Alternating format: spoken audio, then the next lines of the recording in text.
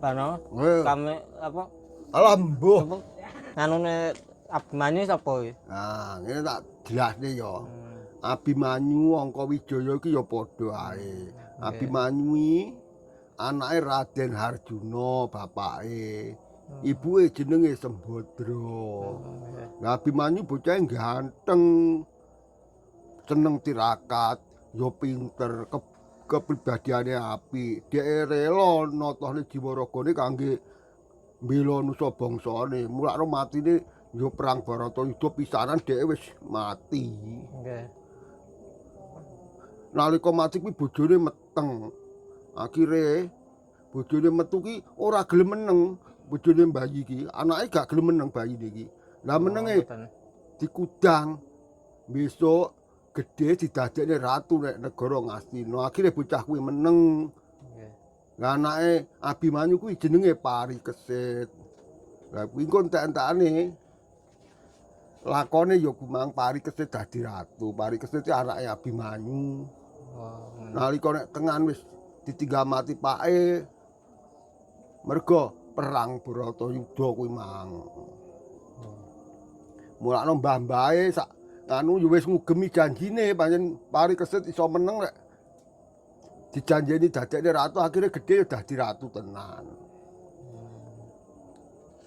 Mulakno kowe dadi cah nom lek iso ya nulato Abimanyu aja Durmagati. Durmagati welek kuwi.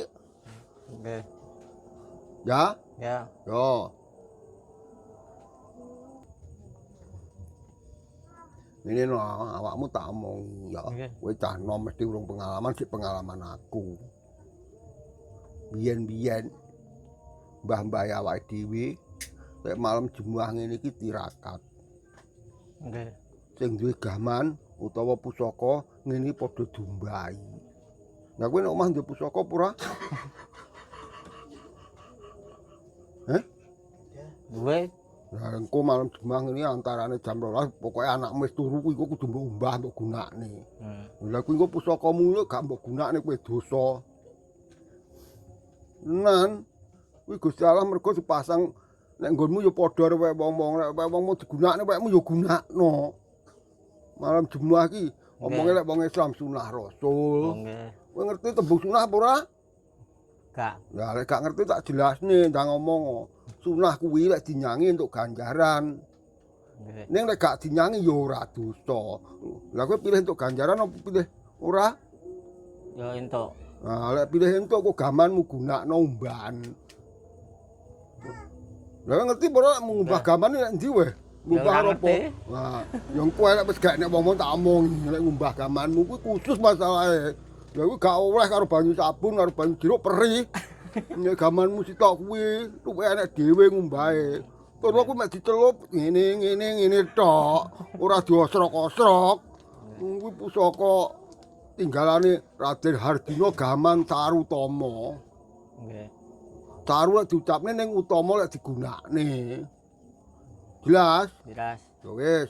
Engko tenan lho dinyangi tenan. Ya. Dieling-eling nek domo wong tuwae sunah Rasul. Engko omong bojone aku arepe ngumbah jama apa gamanku yang Nggih. cepakno. Oke? Oke. Ya wis. Dolali lho ya. Ya. Buat keman dan kode. Aku cilik jenenge Rike.